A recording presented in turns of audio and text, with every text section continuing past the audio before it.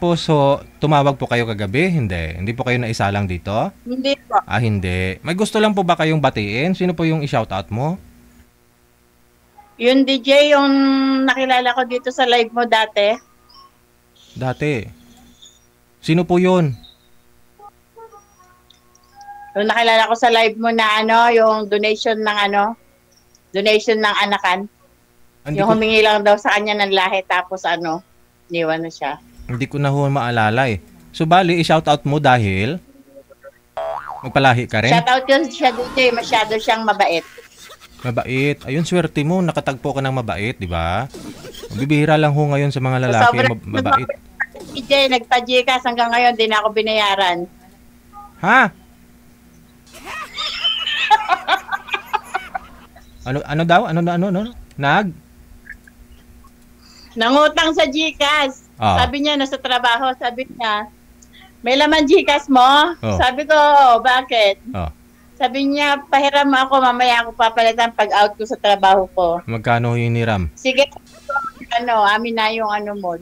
Binigyan ko DJ, nung oras na yun, automatic, nag-send ako agad. Magkano nga po yung binigay mo? Sa trabaho niya, sabi niya, Ay. pwede bang pagsahod ko na lang bayaran? Ayun. Nagantay ako, baka katapusan pa ng mundo ibigay. Hindi, kailan po ba kayo sumali din eh? Ano po? Kailan ba yun? Oo. Kailan Hindi ko ho? na po matandaan. Lo? Tapos after ninyo mag-usap, nag-connect kayo sa isa't isa. Friend mo sa Facebook. Opo. Mm. Saan di po? Sa imo. O tapos, Hindi, dito sa WhatsApp. okay. So tapos nag-usap-usap kayo, gaano po katagal bago siya nanghiram ng pera sa'yo? Gaano po kayo katagal nag-uusap-usap? Nag-usap po kami nung tapos nanligaw siya sa akin. Mm. After 1 month, Mm. nakahiram na siya. Okay. Magkano nga po yung hiniram? 2,500 po.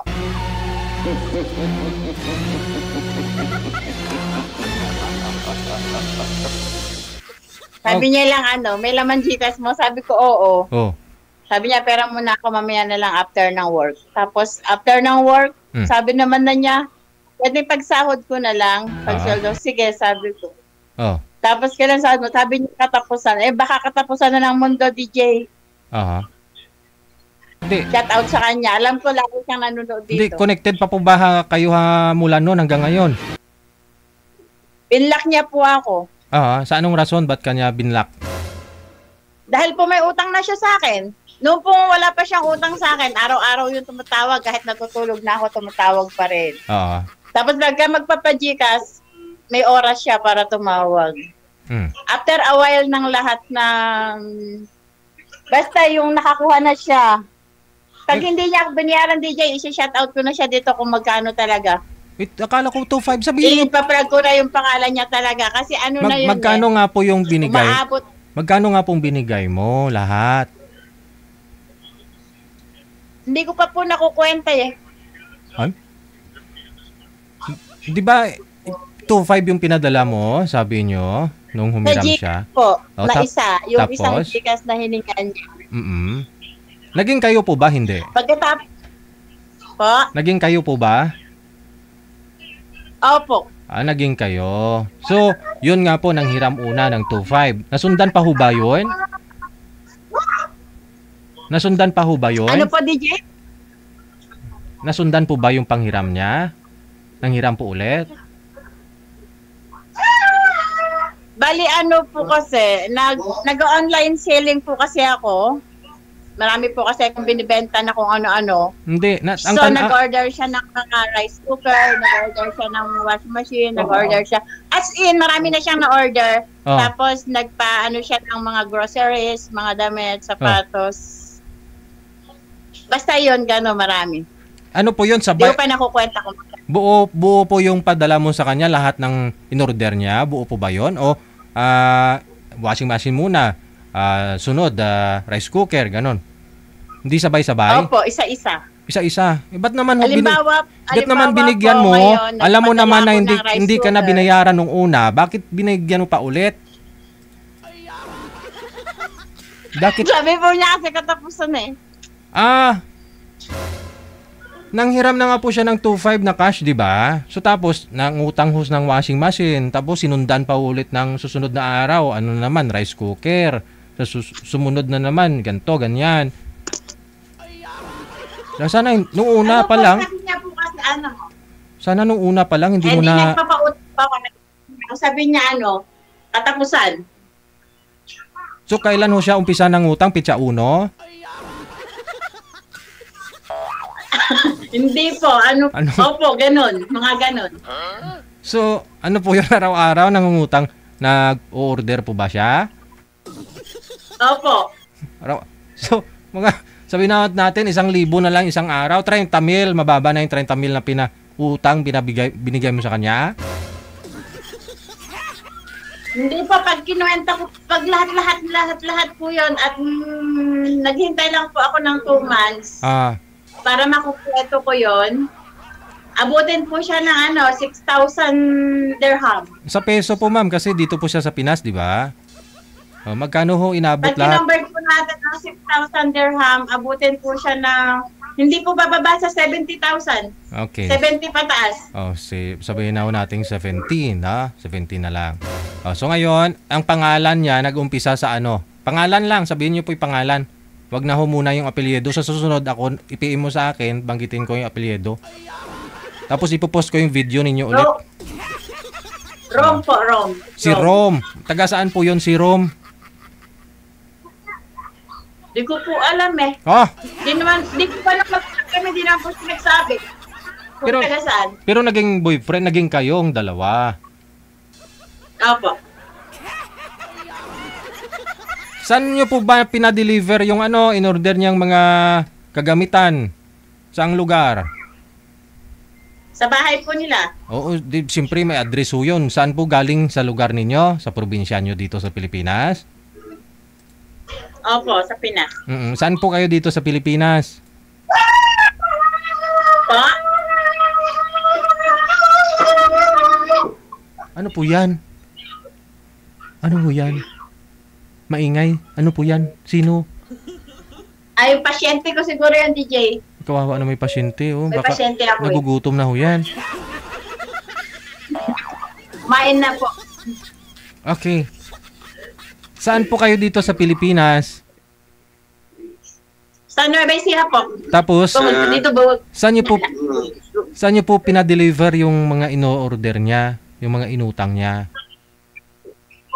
Sa Ilocos po. Ibig sabihin, alam mong taga Ilocos. Kasi nasisend mo dun eh. May reference, may... Alam kung taga saan siya. Kasi po, tulad yung GCash, dinetect ko kung saan napunta, Manila. Tapos yung isang GCash, dinetect ko na naman kung saan number yon, tinawagan ko, napunta naman siya ng Tarlac. So sa mga GCash po, iba-ibang address yung lumalabas. Yung sigurado ho, bahay niya pinadeliveran noon. Bahay niya pinadeliveran ng mga... Wala, baka mamaya bahay ng isang babae niya yon or bahay ng isang asawa niya. Isang lugar lang po ba yung pinadeliveran mo? Siyempre, may kopya ho kayo Hindi nun. po. Hindi. Iba-iba po. So ano pong rason niya? Siyempre, ikaw bilang nobya, at alam mo, may papadeliver ka, bakit to dito mo pinadeliver nung nakaraan? Hindi. Hindi mo na tinanong yun sa kanya? Hindi naman dito yung pinadeliveran ko nung una. Hindi niya pinapadeliver kasi ang akin lang, makabenta ako. Hindi pala ako makakabenta. Okay. Kumbaga sa ano din, parang naging customer ko siya sa mga paninda ko. Sige ho. Yung alaga nyo po muna. Sige. Alagaan nyo po muna. Alagaan nyo po muna, ha? Sige. Okay na po. Okay. Sa susunod po, baka magparamdam mo siya sa'yo, kausapin mo muna. No, kung hindi... DJ, pag hindi na siya, hintayin ko siya nitong November. Pag hindi siya talaga, isa-shoutout ko lahat ng pinadalahan ko ng Tapos, ipopost ko yung video ng pag-uusap ninyo dito. Kasi dito kayo nagkakilala eh. Para alam din po ng mga viewers natin na siya yan. Ha? Opo. Okay, sige. Maraming salamat. Salamat po. Thank you po.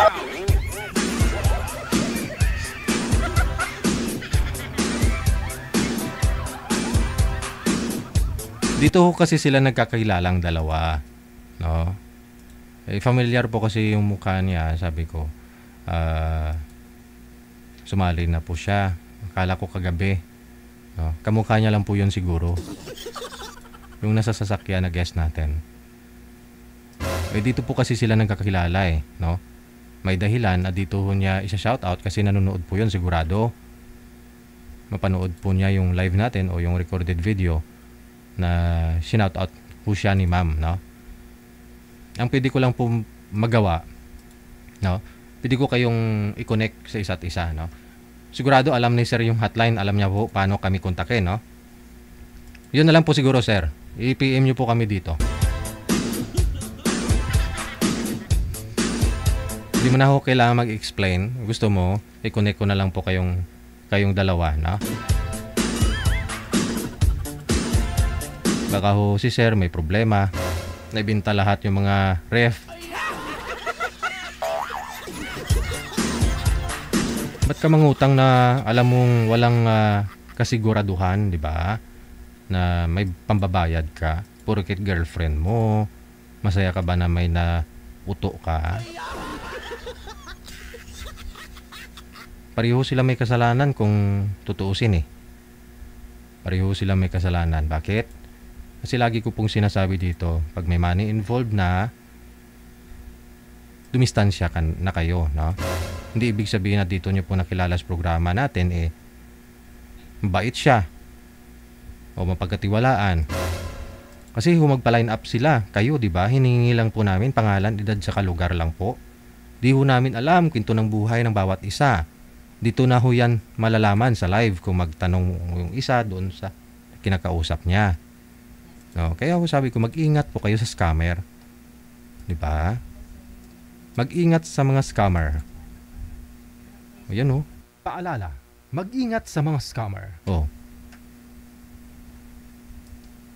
Pag may money involved na, huwag na ho kayo magpatuloy. I-block nyo. Nasa abroad kayo.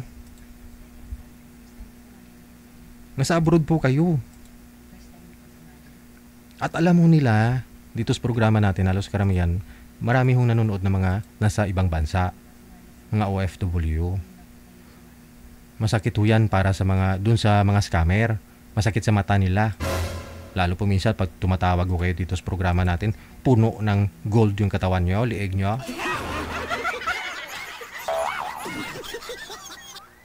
Totoo po yan. Oh. Yung iba na scam ng big bike. Yung iba babuyan. Iba pinatayuan ng bahay. Iba milyones. No? Kasi after po ninyo dito mag-usap sa live, wala na ho kami doon, di ba? Kayo na lang dalawa, di na po namin alam yung mga nangyayari. O, matatanda na po kayo. Alam na po ninyo ang dapat at hindi dapat. No? Hindi naman ho kami nagkulang paalala sa inyo. Kasi may waiver tayo, may reminders tayo, hindi nyo po binabasa Kahit hindi nyo po basahin, kung alam nyo po na, ay, nasa abroad ako. Tapos siya, hindi ko nga po alam kung taga saan ito. O, sinagot mo na, naging kayo.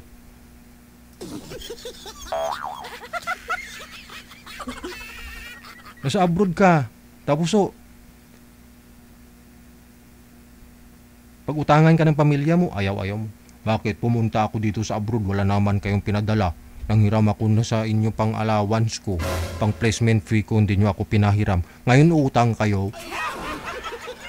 Di ba may ganon? Hindi ko sinabing lahat Pero pagdating ho sa boyfriend mo, girlfriend mo nang utang sa'yo, di mo pa nga nakita personal. Padalahan mo. Bigyan mo. Naalala nyo po yung kakakwento ko lang po nung isang gabi. Yung nagpatulfo galing dito sa Wanted Sweetheart na punta sa Wanted sa radyo. 20 years mahigit sa Qatar, supervisor sa isang hotel, no? Tapos sumali dito sa programa natin, nagkakilala silang dalawa, no? Naging sila, tapos binilhan yata ng sasakyan o motor yun, parang sasakyan yata eh. Oo. Anong sabi niya? Halos buwan-buwan nagpapadala ako dyan sa Pilipinas sa'yo ng bagahe, ng box, chocolate. Tapos ganyan ang gagawin mo, ibang nakasakay sa sasakyan. Nasa akin yan, ganun-ganun, no? Akala niya siguro kakampihan. Samantala yung mga anak ko, 20 years mahigit ako dito, hindi siya nakatikim ng chocolate galing sa Qatar. O kita mo?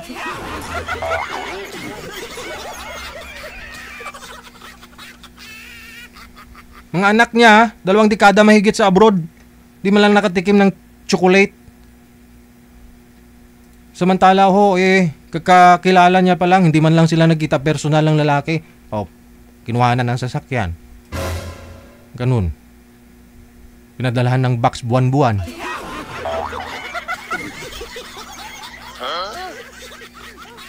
Bakit? Punggan ang utog dang.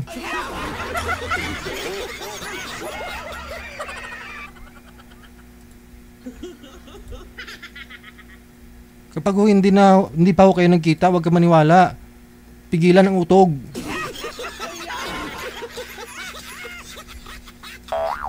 Kahit nga nagkita pa eh. Malayo naman kayo sa isa't isa eh. Oo. Bibigay mo yung tiwala mo. Pero sigurado ka ba na siya nagtitiwala din sa'yo? Na siya ba loyal sa'yo? Masaktan ka lang. Yun nga lang magkasama sa isang bahay, sa isang lugar. Diba? Naglulukuhan. Yan pa kayong hindi mo pa nakita. Nag-video call lang kayong dalawa. Pinalisik niya lang ang tiny bubbles niya. In love ka na?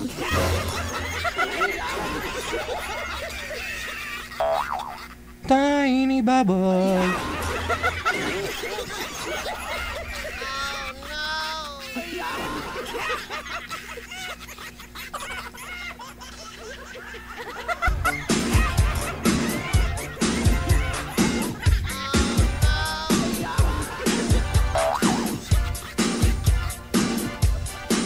Kabuti nga hindi niya ako sinisi. Dahil dito sa programa ko na-scam siya, 70,000 plus. No? Kasi babalik ko sa kanya yung kwento, yung usapan.